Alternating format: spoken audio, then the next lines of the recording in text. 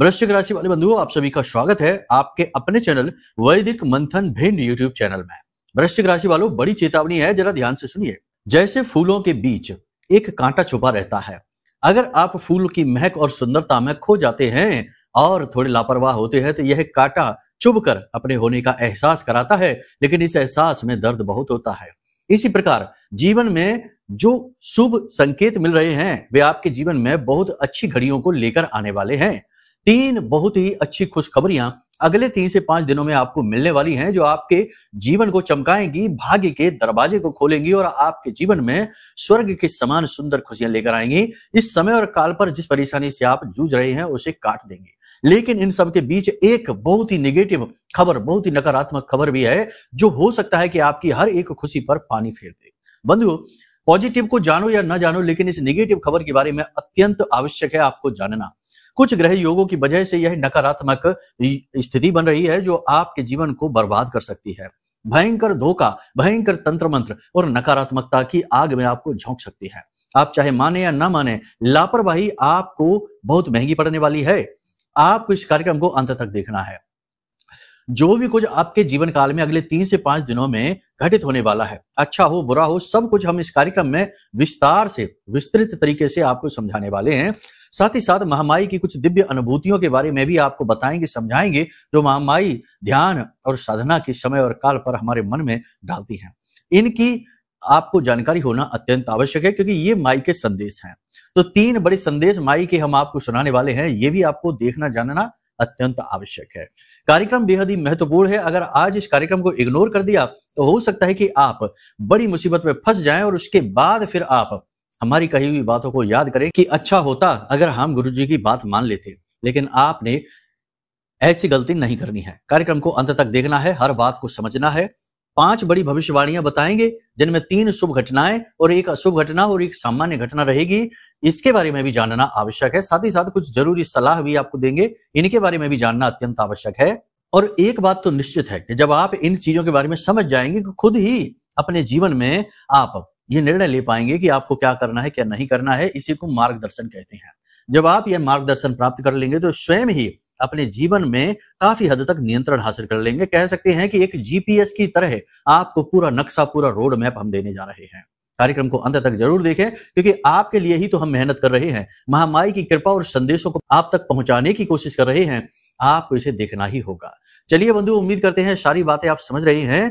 कार्यक्रम के अंत में आपको बताएंगे एक महाशक्तिशाली उपाय, जो अगले 3 से 5 दिनों तक आपको लगातार करना होगा, प्रतिदिन करना होगा, तभी आप इस निगेटिविटी को हटा पाएंगे। तो चलिए बंधुओं, महामाई को याद करते हुए कार्यक्रम की पवित्र शुरुआत करते हैं। कमेंट बॉक्स में पूरे भक्ति भाव के साथ लिख डालिए, जय मां भद्रकाली कृपा करो। महामाई निश्चित तौर पर आपके ऊपर कृपा कर चुकी है, जो इस कार्यक्रम के रूप में आपके पास तक पहुंचा है। कार्यक्रम में आगे बढ़ने से पहले आपको हम बता दें कि यदि आपके मन में माई के लिए भाव और गहरा है तो ये भी अवश्य लिखना कि मैं भी माई के परिवार का हिस्सा हूं। माई के परिवार का हिस्सा बनना आपके लिए सौभाग्य की बात है, हमारे लिए भी है, सबके लिए है। और यह सौभाग्य स्वयं चलकर आपके पास आया है, यह और भी बड़ा सौभाग्य है। तो इसे यूं ही नहीं ठुकराना, थोड़ी सी मेहनत है। लिख डालिए कि मैं भी माई के परिवार का हिस्सा हूं। चलिए बंधुओं, अब अपने मूल विषय को शुरू करते हैं। बात करते हैं 5 बड़ी भविष्यवाणियों की। जय माई की। बंधुओं, ज्योतिष और तंत्र विद्या के क्षेत्र में आचार्य अमित एक जाना माना नाम है। पूज्य गुरुदेव के साधनाओं और ज्योतिष विद्या के अनुभव बेहद दिव्य है। जी हाँ, पूज्य गुरुदेव ने जिसकी भी कुंडली का विश्लेषण किया और कुंडली के अनुसार उसे सटीक उपाय व महामाई माँ बगलामुखी की विशेष कृपा दी, उसके जीवन में सकारात्मक बदलाव तो आए ही है। फिर चाहे समस्या कितनी ही कठिन क्यों ना हो, समाधान तो अवश्य हुआ है। अब ऐसे में यदि आप भी अपने जीवन की किसी बड़ी समस्या से जूझ रहे हैं, जैसे कि कर्जा बढ़ता ही जा रहा है, काम धंधा और व्यापार सब रुक चुका है, रिश्ते नातों में तनाव हद से ज्यादा बढ़ गया है, पूरा जीवन ही नकारात्मकताओं से भर गया है, तो ऐसे में यही सही समय है जब आप श्रेष्ठ गुरु से मार्गदर्शन प्राप्त करें और जीवन के अंधकार को समाप्त कर दिव्य प्रकाश की ओर कदम बढ़ाएं। वीडियो में दिए गए नंबरों पर तुरंत संपर्क करिए और अपनी कुंडली का विश्लेषण व समाधान पूज्य गुरुदेव के द्वारा करवा लीजिए। देर ना करें। आपके देवी देवताओं के आशीर्वाद से ये मौका खुद चलकर आपके पास आया है, इसे गंवाना नहीं है। अभी फोन करें और गुरुदेव से मार्गदर्शन प्राप्त करें। महामाई आपका कल्याण करें। धन्यवाद। तो सबसे पहले बात करते हैं 3 बड़ी भविष्यवाणियां, कुछ खबरियां, उसके बाद बताएंगे कि जो नेगेटिव खबरें हैं वो क्या है। सबसे पहले सूर्य शुक्र का मेल है, मंगल बुध का मेल है और गुरु जो है वो उच्च के हैं। ये सारी स्थितियां कहीं ना कहीं पॉजिटिविटी की ओर इशारा तो करती ही है। देवग्रह हैं सूर्य देवता, जो कि शुक्र के साथ बैठ गए। शुक्र तो अच्छे ही है, हालांकि सूर्य के साथ मिलकर कुछ अन्य ग्रहों को ये खराब जरूर कर देते हैं, लेकिन फिलहाल सूर्य के साथ मिलकर खराब फल नहीं देते, ठीक ठाक ही फल देते हैं। तो इससे क्या होगा, धन का आगमन होगा, बुद्धि विवेक का जागरण होगा, मार्गदर्शन प्राप्त होगा। कहीं से भी आए, किसी भी प्रकार से आए, अगले 3 से 5 दिनों में आपके पास धन आएगा। अब कैसे आएगा, आपका ही धन आएगा, कोई अलग से कहीं से कुछ देकर नहीं जाएगा। जब भी हम कोई बात कहते हैं तो उसके बारे में कुतर्क करने से बेहतर है कि भाव को समझने का प्रयास करिए। गुरु जब कोई बात कहते हैं तो शब्दों को न पकड़कर गुरु के भाव को समझने की कोशिश करिए। कुछ लोग कहते हैं कि पैसा तो बरसा ही नहीं गुरुजी, आपने कह दिया पैसे की बारिश होगी। अरे तो यहाँ पर ये भी तो समझो कि ये तो हमने कह दिया, लेकिन ये भी तो कह रहे हैं कि आपका ही पैसा आपके पास आएगा। जो आपने कहीं किसी को दे रखा था वो दे नहीं रहा था, अब दे देगा। आपने लोन लेने के लिए कार्रवाई कर रखी थी, मिल नहीं रहा था, वो मिल जाएगा। या आपका कहीं पैसा अटका पड़ा था, जैसे कि आपने कोई इन्वेस्ट किया है, आपको पैसा वहां से मिल जाएगा, प्रॉफिट आ जाएगा। आपका ही पैसा आप तक चलकर आएगा, ये बात निश्चित है। और आज के समय में जबकि इतनी नेगेटिविटी है कि लोग बस एक दूसरे का दुरुपयोग करने में लगे हुए हैं, अपना ही पैसा अपने पास समय पर वापस आ जाए तो बहुत बड़ी बात मानकर चलिए, ठीक है। तो ये अच्छी खबर है जो आपके पास होने वाली है। दूसरा सबसे अच्छी बात कि आपको मानसिक शांति प्राप्त होगी। कहीं ना कहीं से कुछ ना कुछ ऐसा आपके जीवन में अनुभव आएगा, चाहे आपके रिश्ते नातों से हो, चाहे आपके दाम्पत्य जीवन में हो, चाहे आपके कार्यस्थल पर हो, चाहे आपके जीवन में किसी भी प्रकार का कोई ऐसा व्यक्ति आ जाए जो आपको मानसिक शांति दिलाएगा। यानी कहने का मतलब यह है कि लंबे समय से चल रही जो कंफ्यूजन की स्थिति है, उथल पुथल की स्थिति है, अनिर्णय की स्थिति है, अब आप उसे छोड़कर आगे बढ़ेंगे। कोई एक व्यक्ति आपका सहयोगी बनकर आएगा जो आपका मार्गदर्शन करेगा, कॉन्फिडेंस बढ़ाएगा और आपको विपत्ति से बाहर निकलने का मार्ग दिखाएगा। जी हाँ, ये प्रबल योग है। ऐसी स्थिति भी बनती है जबकि कोई एक मार्गदर्शक है, गुरु उच्च के हैं, मार्गदर्शन अवश्य मिलेगा ही मिलेगा। तो इसके लिए आप तैयारी कर लो। इसी के साथ साथ आपको सुरक्षा की भावना भी जागृत होगी।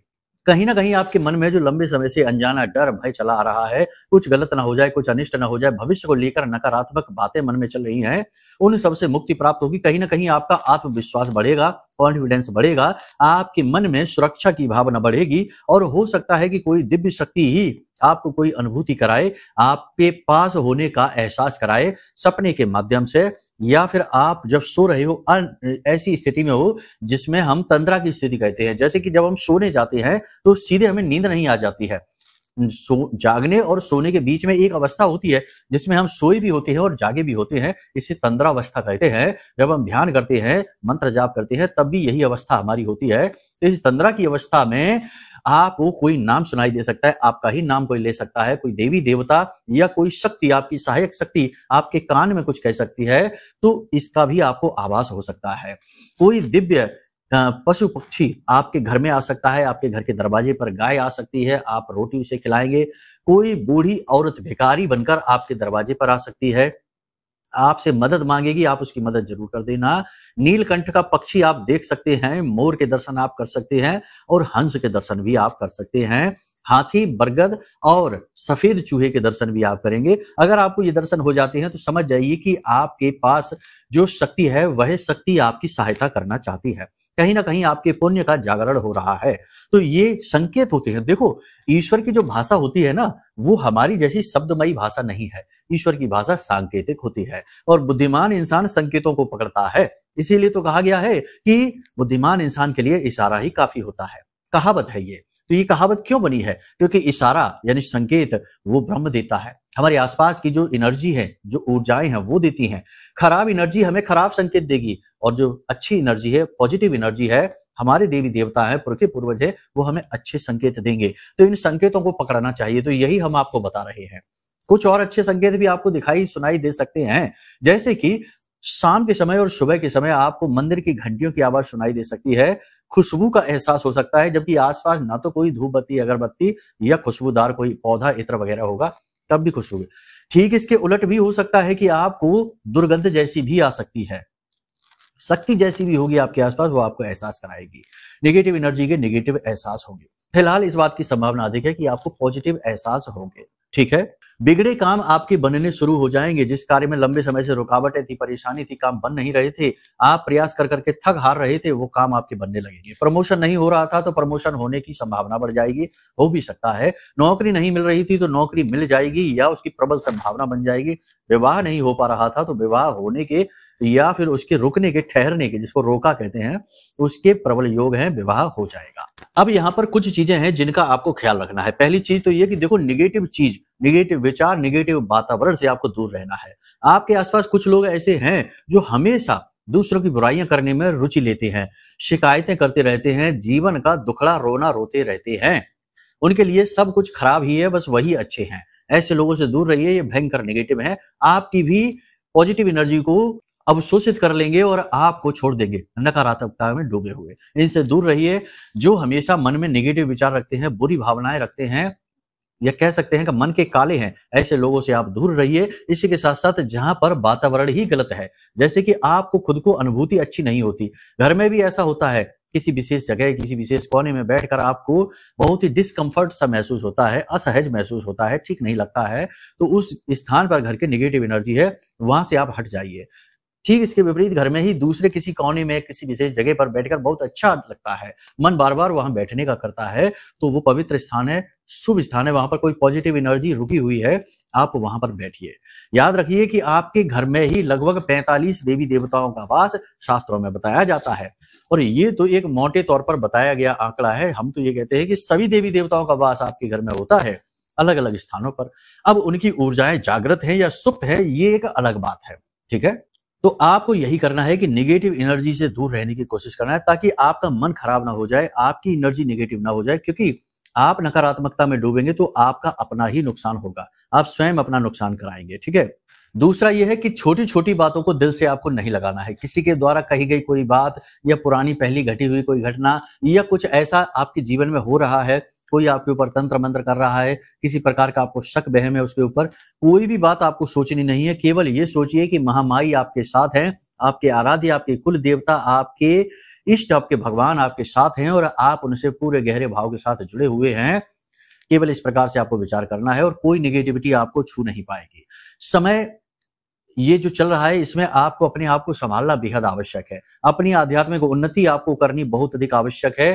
कैसे करेंगे ये आप देखो, दिन की शुरुआत है ना, इसी को बड़े पवित्र भाव के साथ करिए। जब भी आप सोकर जागें, ये तो हमेशा के लिए बताया गया रूटीन है, फिलहाल इन दिनों में आप इसे जरूर चालू करिए।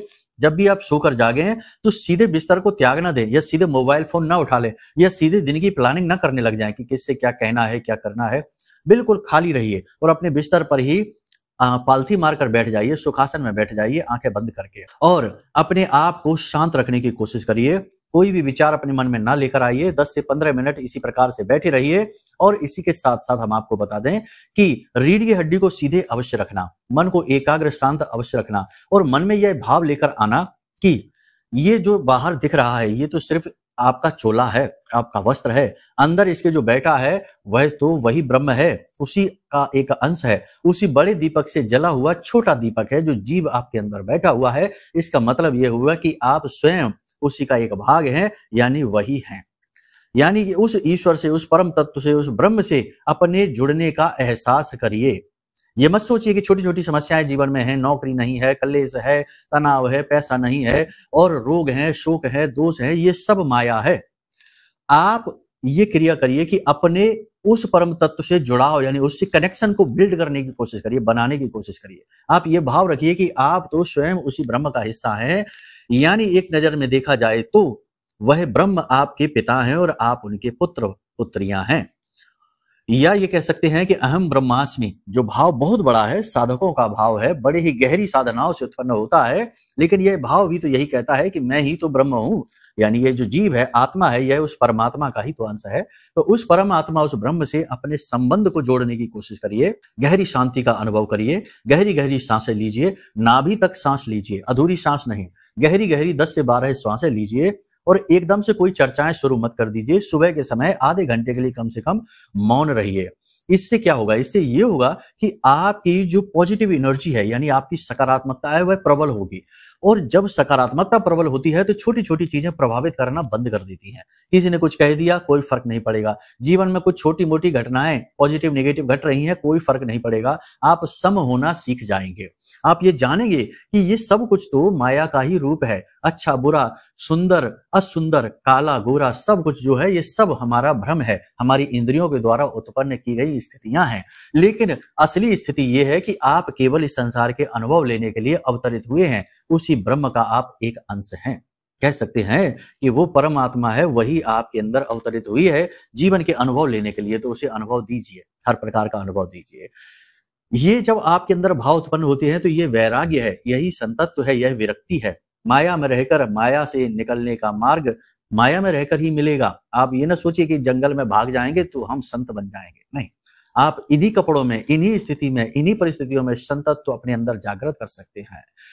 ठीक है, तो इस तरह की भावनाएं जब हम लेकर आते हैं तो इसे कहते हैं मैच्योर थिंकिंग, जो कि इंसान सम होना सीख जाता है, प्रभावित नहीं होता है, छोटी छोटी चीजों से दुखी रोता नहीं है, परेशान नहीं होता है। तो जब ये स्थिति उसके अंदर जागृत होने लगती है तो वह चीजों को हैंडल करना सीखता है। उसकी पॉजिटिव एनर्जी इतनी मजबूत हो जाती है, इतनी ज्यादा पावरफुल हो जाती है कि फिर छोटे छोटे तंत्र मंत्र टोने टोट के उसके ऊपर असर करना बंद कर देती है, नजर लगनी बंद हो जाती है। वह खुद भी इतना गंभीर हो जाता है कि वह चीजों के महत्व को समझने लगता है। तो ये सारे भाव आपको, और भी बहुत कुछ है कहने को, तो दिन भर इसी विषय पर बोला जा सकता है और आपको सुनने में भी रस आएगा और हमें बोलने में भी आनंद आएगा, लेकिन वीडियो में समय की सीमाएं होती है। खैर, यहां तक आपने समझ लिया। अब एक बात ध्यान से समझ लो, ये हम आपको सलाह दे रहे हैं, आपके गुरु, आपके भाई, आपके रिश्तेदार होने के नाते दे रहे हैं, क्योंकि महामाई ने हमें यही पद दिया है आपके लिए।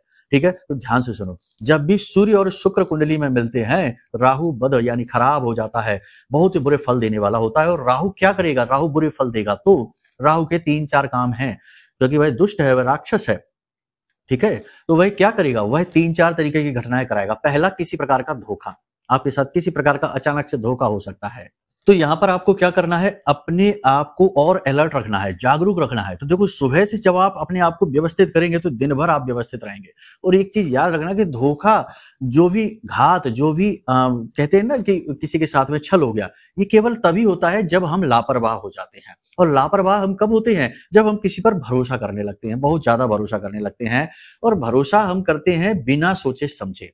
लेकिन अगर हम अलर्ट हैं, जागरूक हैं, तो हम भरोसा करने से पहले थोड़ा सा मन में शक रखेंगे, 1% ही सही, और सोचेंगे, और वहीं आप बच जाएंगे। तो आप कोई भी पेपर साइन करें, कोई भी डील करें, किसी से किसी समझौता करें, कोई रिश्ता करें, कुछ भी करें, थोड़ा सा अलर्ट रहिए और ज्यादा खोजबीन करिए। ठीक है, राहु है, धोखा करा सकता है। दूसरा, दुर्घटना, वाहन आदि संभल कर चलाना है, कीमती सामान अपने पास संभाल कर रखना है, किसी को देना नहीं है, लापरवाही नहीं करना है। इलेक्ट्रॉनिक सामान जल्दी से खराब होंगे, खो जाएंगे, टूट जाएंगे, संभाल कर रखने हैं।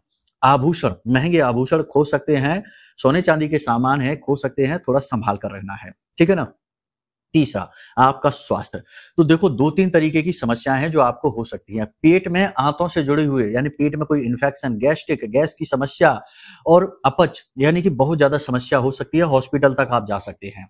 दूसरा, अचानक से शरीर में चोट लग सकती है, किसी भी भाग में, खास तौर से शरीर के पृष्ठ भाग में और शरीर के गर्दन से ऊपर के भाग में चोट लग सकती है। तो थोड़ा सा संभाल के रखना है, बचा कर रखना है, झुक कर चलना है, कहीं सिर न टकरा जाए, सिर फूट जाएगा, खून निकल आएगा। ठीक है, तो बचकर रहना है। ठीक है ना, अपने आप को बचा कर रखिए, वाहन संभल कर चलाइए, अपनी सुरक्षा करिए और अपने अपनों की भी सुरक्षा करिए। जो आपसे बहुत प्रेम करते हैं, आपके लिए जी रहे हैं, इनके लिए आप इनकी भी सुरक्षा करिए, जिम्मेदारी लेकर चलना है आपको। ठीक है, वैसे तो आप सब कर रहे हैं, हम जानते हैं, लेकिन हमारा काम है कि हम आपको ये चीजें बताते रहें। कह देने से, बता देने से लोग ज्यादा जागरूक हो जाते हैं, सतर्क हो जाते हैं। ठीक है ना। जीवन साथी की सेहत के प्रति थोड़ी सी चिंताएं रह सकती हैं, इसके लिए थोड़ा सा आप है ना उपाय कर लेना। हम आपको एक उपाय भेजेंगे, वो उपाय आप कर लेना, अभी हम थोड़ी देर में बता रहे हैं, इसको आप कर लेना। साथ ही साथ आप हो सके तो प्रतिदिन मंदिर जाना और शुरू कर दीजिए। इससे क्या होता है, सूर्य शुक्र मेल वैसे अच्छा होता भी है और नहीं भी होता, मिश्रित फल देता है। तो जब आप रोज मंदिर जाते हैं, तो मंदिर जाने से मंदिर की जो रज होती है वह जब हमारे पैरों से लगती है तो उससे 2 बातें होती हैं। एक तो भूमि चक्र जागृत होता है, नंगे पैर चलते हैं मंदिर में, तो भूमि चक्र जो हमारे पंजों में होता है वो जागृत हो जाता है। और दूसरा ये होता है कि शुक्र जैसी भी स्थिति में होगा, चाहे जन्म पत्री में, चाहे आपकी गोचर में, किसी भी स्थिति में होगा, वह पॉजिटिव होना शुरू हो जाता है। तो ये काम आप जरूर करिए, मंदिर जरूर जाइए, दान दक्षिणा करिए, जितना कर सकते हैं उतना करिए, और सबसे बड़ी बात कि गाय को रोटी जरूर खिला दीजिए, ठीक है ना। ये काम आप जरूर कर लीजिए, इनसे आपकी बहुत बड़ी सुरक्षा हो जाएगी, राहु के फल कम हो जाएंगे। एक और बड़ी बात है, रामायण की कोई एक चौपाई पढ़ लीजिए, 2-4 चौपाइयां पढ़ लीजिए, या फिर आप चाहें तो श्रीमद् भागवतम के कुछ श्लोक पढ़ लीजिए। सच्चिदानंद रूपाय विश्वोत्पत्त्यादि हेतवे तापत्रय विनाशाय श्री कृष्णाय वयम नमः, ऐसा ये तो चलते फिरते श्लोक हैं, इनको आप पढ़ लीजिए। इनसे क्या होता है कि हमारा जो है ना गुरु कुंडली में कैसा भी हो वो बहुत शक्तिशाली हो जाता है। और ऐसा कहते हैं ज्योतिष में कि गुरु एक ऐसा ग्रह है जो सभी ग्रहों के दोषों को शांत कर देता है, क्योंकि वो गुरु है, देवताओं का भी गुरु है, ग्रह नक्षत्रों का भी गुरु है, ठीक है। तो इस तरीके से अब यहाँ पर भी कुतर्क नहीं करना कि शुक्र तो खुद ही राक्षसों का गुरु है, तो गुरु कैसे, वो सब बातें आप ना करिए। जो हम कहते हैं इन बातों को समझिए, इनसे जीवन का आपका आधार प्रबल होगा, और जिस पर आप स्वयं अपनी मेहनत से अपने जीवन को फिर से पुनर्स्थापित कर पाएंगे, ठीक है। जो बातें हमने आपको बताई हैं ये गोचर के अनुसार हैं, लेकिन आपकी जन्म पत्री में ये बातें ठीक विपरीत हो सकती हैं। आप किसी बड़ी परेशानी में पड़ सकते हैं, या लंबे समय से जूझ रहे हैं, या आपको लग रहा है कि आगे कुछ है ही नहीं, जीवन में अंधकार ही अंधकार है, कोई आपको लगातार सता रहा है, धोखा दे रहा है। तो हो सकता है कि आपकी जन्म पत्री में कुछ पाप ग्रह योग बने हों, बहुत सारे होते हैं, बहुत लंबी लिस्ट है। तो किसी पाप ग्रह योग की वजह से हो सकता है कि किसी और के कर्मों का दंड आप भुगत रहे हो। शापित दोष होता है, जैसे पितृ दोष होता है, तो आपकी कोई गलती नहीं, तब भी आप सजा भुगतते हैं, दंड भुगतते हैं। तो इसके लिए आप अपनी कुंडली का आकलन करा लीजिए, नंबर वीडियो में दिया गया है। कुंडली के आकलन से आपके दोष पता लग जाएंगे, उनके निवारण के लिए सटीक उपाय आपको मिल जाएंगे। और इसी के साथ साथ में यह महारक्षक कवच है, जो कि महामाई के सबसे शक्तिशाली मंत्र 36 अक्षरी स्तंभन मंत्र से जागृत है, पूरी तरह से अभिमंत्रित है। इस महारक्षक कवच को भी आप जरूर मंगा लीजिए, यह आपका उद्धार कर देगा कैसी भी नेगेटिविटी हो, क्योंकि जीवन में अगर दुख है तो कहीं ना कहीं नेगेटिविटी ने तो आपको घेरा ही है। तो इसे क्षण भर में काट देने का कोई ना कोई मार्ग आपको चाहिए, नहीं तो कोई उपाय, क्रिया, पूजा पाठ, अनुष्ठान कुछ भी काम नहीं करेगा। यही तो होता है कि आप कहते हैं कि हम सब कुछ करते हैं तब भी कोई फल नहीं मिलता गुरुजी, तो ये इसीलिए है। तो आपको क्या करना है कि ये महारक्षक कवच भी मंगाना है, कुंडली भी करानी है। इसको पहुंचते ही इसकी जो विशेष क्रियाएं हैं वो आप चालू करेंगे और कवच धारण करेंगे, फिर आप कुंडली का आकलन करे हुए जो उपाय देंगे हम वो आप करेंगे। तो दोनों जब मिलकर कार्य करेंगे तो आपके जीवन में अचानक से ग्रोथ आएगी। 10 से 15 दिनों में ही आप बड़ा अद्भुत परिवर्तन अपने जीवन में महसूस करना शुरू कर देंगे। तो ये 2 काम आप जरूर कर लीजिए, इससे आपका ही भला हो जाएगा, ठीक है। छोटी छोटी दक्षिणाओं के साथ ये काम होते हैं। वीडियो में नंबर है, नंबरों पर फोन करके आप सारी जानकारी ले सकते हैं।